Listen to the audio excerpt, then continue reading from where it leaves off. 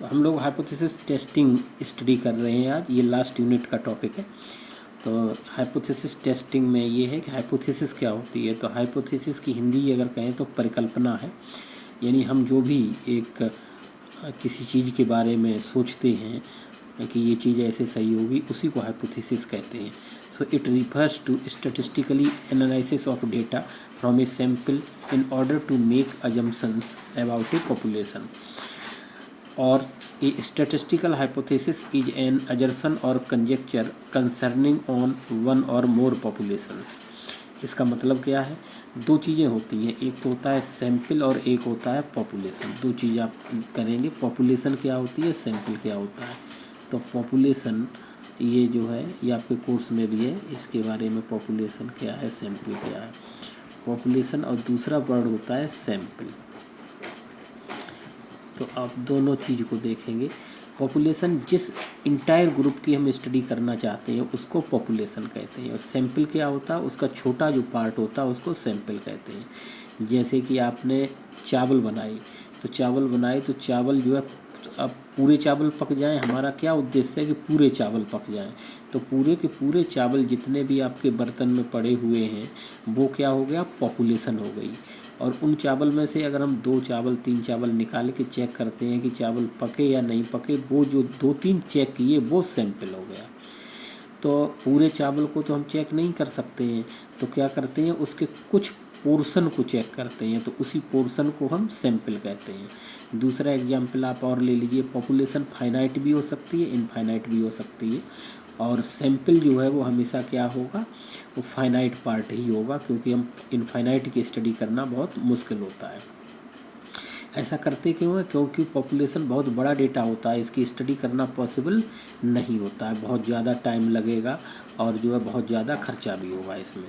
जैसे कि हम देखते हैं कि हमारे जो है देश की जनगणना जिसे कहते हैं, सेंसस है ना, सेंसस हर 10 साल बाद होता है। कि हमारे देश में अभी कह रहे हैं कि हम लोग कितने हैं, 133 करोड़ है, 133 करोड़ हाँ हैं। तो इस तरीके की जो बात हम करते हैं, वो क्या करते हैं कि 10 साल के बाद जो डेटा आता है, उसके डेटा के आधार पर हम ये बताते हैं कि हमारी पॉपुलेशन कितनी है। तो पॉपुलेशन हमारी जितनी भी है वो 10 साल के बाद निकाली जाती है, क्योंकि 10 साल से पहले अगर निकालते हैं तो जो है उसमें टाइम बहुत लगता है और ख़र्चा भी बहुत होता है। तो इसलिए ये तो पॉपुलेशन हम लोग 10 साल के बाद जो है पूरी पॉपुलेशन का इनुमरेशन करते हैं, लेकिन बीच बीच में हम जो है छोटी छोटी चीज़ें करते रहते हैं। जैसे कि जब कभी इलेक्शन होता है तो इलेक्शन में हम लोग क्या देखते हैं कि जो है किसी पोलिंग पे जाते हैं टीवी चैनल वाले, और पोलिंग पे जाने के बाद वहाँ पर पूछते हैं लोगों से किसको वोट दे रहे हो। इस तरीके की जो चीज़ें वो करते हैं वो आपका जो है सैंपल हो जाता है। जैसे किसी पोलिंग पे 10,000 लोग वोट देना चाह रहे हैं, और उस 10,000 आदमी से तो पूछ नहीं सकते हैं, और नहीं इतने बड़े डेटा की एनालिसिस कर सकते हैं। तो जो है कुछ लोगों से पूछा, मान लो 1000 लोगों से पूछा कि आपने किसको वोट दिया, मान लो उन्होंने कहा कि एक्स पार्टी को वोट दिया, तो वो कहते हैं, तभी टीवी चैनल वाले कहते हैं कि ये पार्टी आपकी जीत जाएगी इलेक्शन। अब इसमें ये होता है कि जो कही हुई बात उनकी है वो सही भी हो सकती है और सही नहीं भी हो सकती है। अगर सही होती है तब तो कहते हैं कि ठीक है, ये जो डेटा इन्होंने लिया था अनवाइज्ड था। अनवाइज्ड का मतलब उसमें कोई भी गड़बड़ी नहीं थी। और जब कभी रिजल्ट उल्टा हो जाता है, उन्होंने कहा कि एक्स पार्टी जीतेगी और जीत गई वाई पार्टी, तो कहते हैं कि रिजल्ट बाइज हो गया। बाइज का मतलब कई केसेस होते हैं जो बाइज होते हैं। जैसे पहले ऐसा होता था, पहले लोग गाँव देहात में नहीं जाते थे, गाँव देहात वाली जो पोलिंग थी उन पर पूछने के लिए, और ऐसे ही बता देते थे कि कौन सी पार्टी जीतेगी। तब उल्टा हो जाता था, कभी बताया एक्स पार्टी जीतेगी, जीत जाती थी वाई पार्टी। तो आप समझ रहे होंगे कि क्या है। जैसे कि हम पूरे ये बताना चाहते हैं कि जितने वोट पड़े जितने वोट पड़े उन वोटों की स्टडी करना चाहते हैं, लेकिन सभी लोगों से नहीं पूछ सकते हैं कि आपने किसको वोट दिया। तो कुछ लोगों को पूछते हैं, तो जो कुछ लोग हैं वही कहते हैं उसे सैंपल, और जो पूरी जिन लोगों के बारे में बताना चाहते हैं उसे कहते हैं पॉपुलेशन। तो यहाँ दो चीज़ का आप ध्यान रखेंगे, पॉपुलेशन और सैंपल। यानी इंटायर ग्रुप है उसे पॉपुलेशन कहते हैं, और उसका कुछ पार्ट जो होता है उसको सैंपल कहते हैं। तो ये दो चीज़ें आप ध्यान में रखिए, पूछा भी जाता है ये शॉर्ट नोट वगैरह। अब आप आगे आ जाइए, the null and alternative hypothesis. तो नल हाइपोथेसिस और अल्टरनेटिव हाइपोथेसिस क्या होती है, इसकी स्टडी करना है। तो नल हाइपोथेसिस एक स्टेटमेंट होता है, वो ज्यों का त्यों ले लेते हैं हम, एज सच, उसे हम कहते हैं नल हाइपोथेसिस। इसका मतलब क्या होता है, इसका मतलब ये होता है कि अगर किसी ने ये कहा कि ये बल्ब जो है वो 1000 घंटे जलेगा, तो 1000 घंटा जो हो गया वो नल हाइपोथेसिस हो गई। अब वो 1000 घंटे जलता है कि नहीं जलता है ये हम बाद में बताएंगे सैंपल लेने के बाद। जैसे मान लो कि किसी कंपनी ने 1000 बल्ब बेचे और उन्होंने कहा कि 1000 घंटे जलेगा, तो 1000 बल्ब में से हमने मान लो 100, 200 या 300 जितने बल्ब का सैंपल लिया। सैंपल लेने का मतलब है देखे कि ये लोगों से पूछा, जिन लोगों ने वो बल्ब ख़रीदा था, कि ये बल्ब आपका कितने घंटे जला। तो मान लीजिए कि वो बल्ब जो लोगों ने बताया कि 1000 जला, किसी ने कहा कि कम जला, किसी ने कहा ज़्यादा जला, तो उस बेसिस पे हम बता सकते हैं कि ये जो है जो क्लेम किया था उसने, जिसने बनाया था प्रोडक्ट, जिसने बनाया था उसने जो क्लेम किया था वो उसका क्लेम सही है या नहीं है। तो जो हमने चेक किया उसको हम कहते हैं अल्टरनेटिव हाइपोथेसिस, और जो हमने जो मान लिया था कि 1000 उसने जो क्लेम किया था प्रोड्यूसर ने, उसको हम कहते हैं पॉपुलेशन। तो जो है नल हाइपोथेसिस कितनी थी, 1000 घंटे, और एक चेक करने के बाद जो आया वो हो गई अल्टरनेटिव हाइपोथेसिस। तो नल हाइपोथेसिस सही है या गलत है, इसको हम किस बेस पे एक्सेप्ट या रिजेक्ट करते हैं, अल्टरनेटिव हाइपोथेसिस के बेस पे। ये तो लिखी हुई है इंग्लिश में जो लिखा है, लेकिन जो हमने समझाया उसको आप ध्यान रखेंगे। दूसरा एग्जाम्पल भी आप ले सकते हैं। दूसरा एग्जाम्पल, अगर इंडिया में कोई कहे कि लाइफ एक्सपेक्टेंसी जो है वो 70 ईयर्स है। लाइफ एक्सपेक्टेंसी का मतलब ये है कि इंडिया में एवरेज रूप से लोग कितने साल ज़िंदा रहते हैं, तो ये 69.73 है करंट में, लगभग 70 साल, यानी एवरेज रूप से आदमी 70 साल ज़िंदा रहता है इंडिया में। अब हम लोगों ने किसी ने ऑब्जर्वेशन किया कि क्या ये बात सही है, तो जो ऑब्जर्वेशन करना है वो अल्टरनेटिव हाइपोथेसिस है, और हमने मान लिया जो कि 70 साल जो स्टेटमेंट है वो नल हाइपोथेसिस है। तो ये अब है द नल हाइपोथेसिस, ये statement generally thought as status as such that is there is no difference between statement and thought of the society or people. It is denoted by H naught. तो null hypothesis को H naught से denote करती है। Usually researchers hopes to disprove और reject the null hypothesis on the basis of alternative hypothesis. तो null hypothesis यानी जो statement हम एज सच मान लेते हैं और वो सही है या गलत है, उसको किस बेस पे हम रिजेक्ट या एक्सेप्ट करते हैं, वो करते हैं अल्टरनेटिव हाइपोथेसिस के बेस पे, which is denoted by H1। यानी अल्टरनेटिव हाइपोथेसिस को H1 या HA से डिनोट किया जाता है। तो ये चीज़ क्लियर हो गई होगी।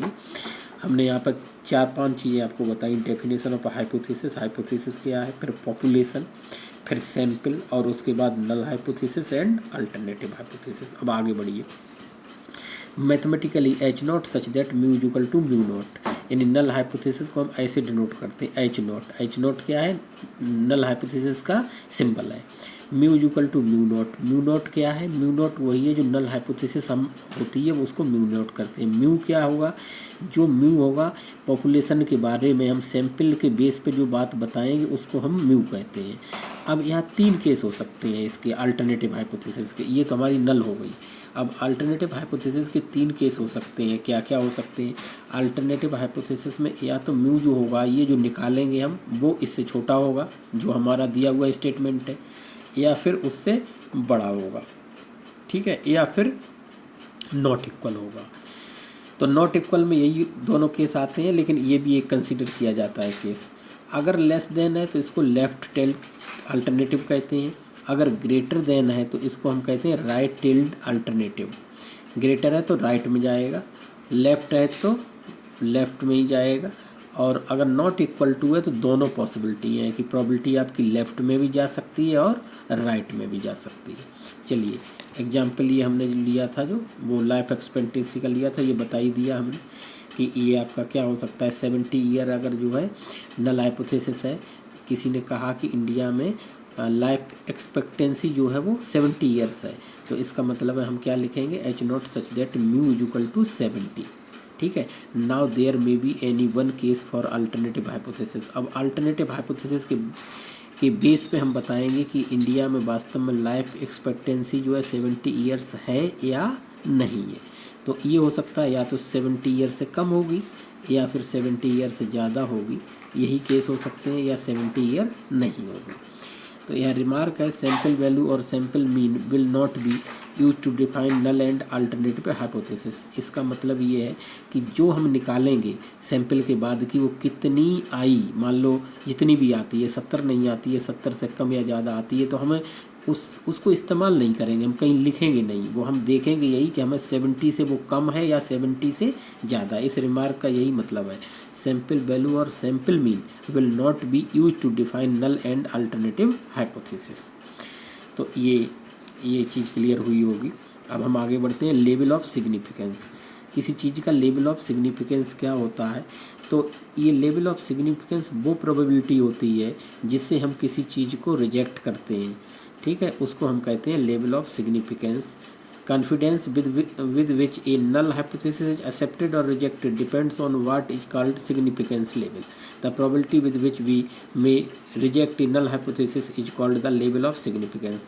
यानी वो probability जिस probability से हम क्या करते हैं, null hypothesis को reject करते हैं, उस probability को हम कहते हैं level of significance।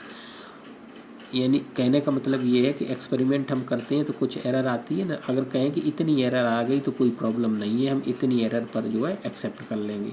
तो जो एक्सेप्टेंस रीजन है, दूसरा होता है रिजेक्शन रीजन, कि अगर इतनी आ गई तो रिजेक्ट कर देंगे।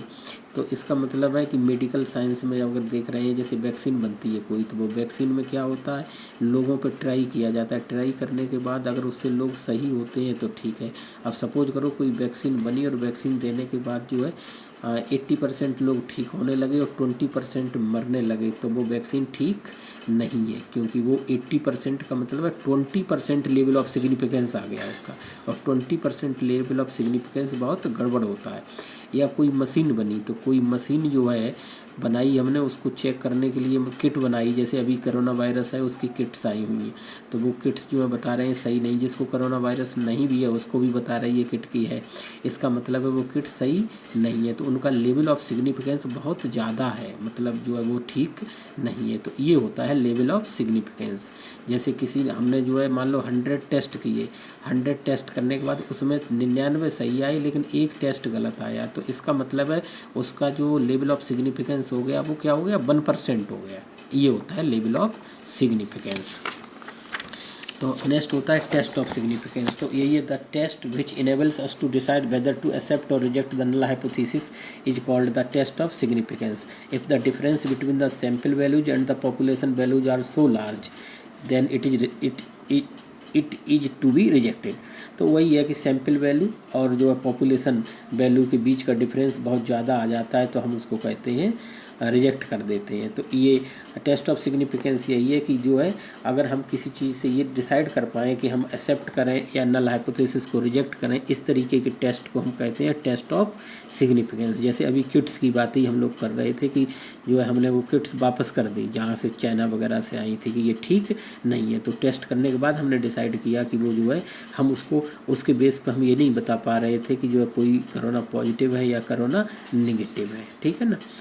तो ये चीज़ है, आगे बढ़िए इसी के बेस पे। Errors in testing of hypothesis. तो टेस्टिंग ऑफ हाइपोथेसिस में एरर्स होती है, ये दो तरीके की होती है, type first error and type second error. ये भी बहुत इंपॉर्टेंट है, लिखने को आता है शॉर्ट आंसर में। अब जैसे कोई चीज़ सही है, कोई नल हाइपोथेसिस सही है, उसके बाद हमने उसको क्या कर दिया, रिजेक्ट कर दिया, तो इस तरीके की एरर जो होती है वो होती है टाइप फर्स्ट एरर। जैसे कि मान लीजिए कि कोई दवाई ठीक है और दवाई ठीक होने के बाद भी डॉक्टर ने कहा कि ये दवाई ठीक नहीं है, ठीक है, और जिस कंपनी ने भी वो दवाई बनाई थी वो उन्होंने डॉक्टर्स के पैनल ने ये कर दिया कि जो है रिजेक्ट कर दिया उस मेडिसिन को, तो ये कैसी एरर हो जाएगी, टाइप फर्स्ट एरर हो जाएगी। यानी वो मेडिसिन सही थी, जो स्टेटमेंट कहा जा रहा था, जो स्टेटमेंट कहा था लोगों ने, वो स्टेटमेंट सही था, लेकिन फिर भी हमने वो रिजेक्ट कर दिया, तो इस एरर को कहते हैं type first error. When H not is true and be rejected then such type of error is type first error. Mathematically probability of reject H not when it is true और probability H not such that H not is true, तो इसको alpha से denote करते हैं type first error. Where alpha is the size of type first error, ये alpha जो है size को डिनोट करता है। इसी तरीके से ये प्रोड्यूसर्स रिस्क होता है। ये अगर ये एच नॉट ट्रू है और आपने रिजेक्ट कर दिया तो ये किसका रिस्क है? जिसने दवाई बनाई थी उस कंपनी का नुकसान हो गया ना। ये type second error when H not is not true, यानी दवा ठीक नहीं थी और उसके बाद भी आपने डॉक्टर्स ने क्या किया? एक्सेप्ट कर लिया इसको, then such type of error is known as type second error, और इसको बीटा से डिनोट करते हैं। ये किसका रिस्क होता है? कंज्यूमर्स रिस्क होता है। यानी दवा आपने खाई तो आपका रिस्क है, भाई दवा खा ली आपका साइड इफेक्ट हो गया या कुछ और प्रॉब्लम हो गई, तो ये किसका है? कंज्यूमर, यानी जो उपभोक्ता है, जो उपभोग कर रहा है इस मेडिसिन का, उसका नुकसान हो गया। तो टाइप फर्स्ट एरर किसका नुकसान है? जो दवा बना रहा उत्पादक का नुकसान है, और टाइप सेकेंड एरर उपभोक्ता का नुकसान है। तो इन दोनों एरर्स पे लिखने को आता है type first and type second error, बहुत इंपॉर्टेंट है ये। अब दो चीज़ें होती हैं, confidence level and significance level. Confidence level होता है 1 - अल्फ़ा और सिग्निफिकेंस लेवल होता है अल्फ़ा। इन दोनों का सम जो होता है वो 100% होता है। जैसे अगर 10% सिग्निफिकेंस लेवल है, यानी अगर हमने ये कहा कि मशीन हमारी कोई कोरोना वायरस चेक करने के लिए किट आई, अगर वो 100 में से 90 लोगों को सही रिपोर्ट दे रही है तो उसका लेवल ऑफ सिग्निफिकेंस कितना हो गया? 10%। ठीक है ना। तो 90% होगा कॉन्फिडेंस लेवल, यानी 90% कॉन्फिडेंस से हम कह सकते हैं कि इतने केस जो हैं सही होंगे। 5% लेवल ऑफ सिग्निफिकेंस का मतलब है 95% कॉन्फिडेंस लेवल। 1% का मतलब है 99%। मेडिकल में यही चलता है 1% लेवल ऑफ सिग्निफिकेंस। यानी अगर 100 लोगों का जो है 100 लोगों को चेक किया, 100 लोगों में से जो है एक अगर गड़बड़ी आई तो उतनी चलेगी, लेकिन इससे ज़्यादा नहीं चलेगी। तो मेडिकल का स्टैंडर्ड ये है। एजुकेशन का स्टैंडर्ड होता है 5%, यानी एजुकेशन में हम कोई चीज़ स्टडी करते हैं उसमें 5% का प्लस माइनस आता है तो हम कहते हैं कि चलो ठीक है चल जाएगा ये। नेक्स्ट जो है वो critical region a region corresponding to a statistic T in the sample space H which amounts to rejection of the null hypothesis H naught is called a critical region or region of rejection. The region of the sample space which amounts to the acceptance of H naught is called acceptance region. चलिए दो reason होते हैं, एक critical reason और एक acceptance reason. Critical reason वो reason होता है अगर उसमें प्रोबेबिलिटी उस रीजन में पड़ जाती है तो हम उसको रिजेक्ट कर देते हैं, तो उस रीजन को हम कहते हैं क्रिटिकल रीजन। और जो बाकी रीजन बचता है वो एक्सेप्टेंस रीजन है। तो जैसे हमने यहाँ दिखाया हुआ है, आप यहाँ देखिए, ये नॉर्मल कर्व होता है, ये वेल शेप्ड कर्व या नॉर्मल कर्व होता है। तो ये हम जो है घंटी के आकार का बनता है, देखिए इस तरीके से। चलिए z = 0, यहाँ पर जो स्टैंडर्ड नॉर्मल वेरिएट है वो 0 होता है, z = 0। इधर निगेटिव होगा पूरा, इधर पूरा जो है वो पॉजिटिव होगा। -∞ से +∞ तक की रेंज होती है। चलिए अब आइए यहाँ पर जो है जैसे ये 2 टेल टेस्ट है ये, यानी प्रोबेबिलिटी वो इधर भी जा सकती है, प्रोबेबिलिटी इधर भी जा सकती है। चलिए देखिए, इधर जो रीजन होता है उसको हम कहते हैं अपर क्रिटिकल रीजन। जैसे जो हमने बताया कि अगर प्रोबेबिलिटी इस रीजन में पड़ जाएगी तो जो रिजेक्ट हो जाएगी, ये प्रोबेबिलिटी अगर इस रीजन में पड़ जाएगी तो रिजेक्ट हो जाएगी। ये और ये बराबर होते हैं एरिया में, टोटल एरिया इसका 1 होता है। ठीक है, ये होता है लोअर क्रिटिकल वैल्यू, ये होता है अपर क्रिटिकल वैल्यू। राइट वाली वैल्यू को अपर क्रिटिकल वैल्यू कहते हैं और इसको α/2 से डिनोट करते हैं, क्योंकि टोटल अल्फा होता है तो आधा इधर बटा आधा ये कुछ पोर्शन इधर बटा कुछ पोर्शन इधर बटा, तो वो α/2 हो गया। बाकी जो बचा ये अगर प्रोबेबिलिटी इस रीजन में पड़ती है तो एक्सेप्टेड हो जाएगी, तो उसको कहते हैं एक्सेप्टेंस रीजन। और अगर प्रोबेबिलिटी इधर पड़ी या इधर पड़ी तो उसको हम कहेंगे रिजेक्शन रीजन। ठीक है, तो यही रीजन रिजेक्शन होते हैं। इधर माइनस होता है लेकिन प्रोबेबिलिटी माइनस नहीं होती है, प्लस होती है, तो हम उसको निकाल लेते हैं। क्वेश्चन करेंगे तब हम देखेंगे किस तरीके से करते हैं।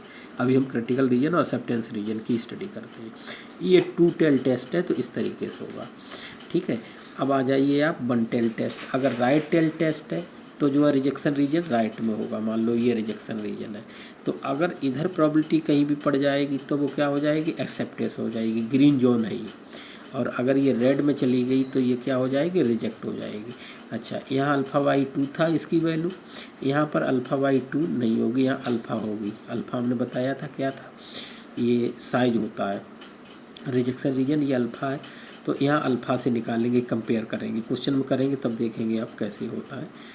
अगर लेफ़्ट टेल टेस्ट है तो लेफ़्ट टेल का मतलब अगर हमारा रिजेक्शन रीजन लेफ़्ट में होगा और इधर कुछ नहीं होगा, इधर पूरा एक्सेप्टेंस रीजन होगा, तो हम इसको कहेंगे लेफ़्ट टेल टेस्ट।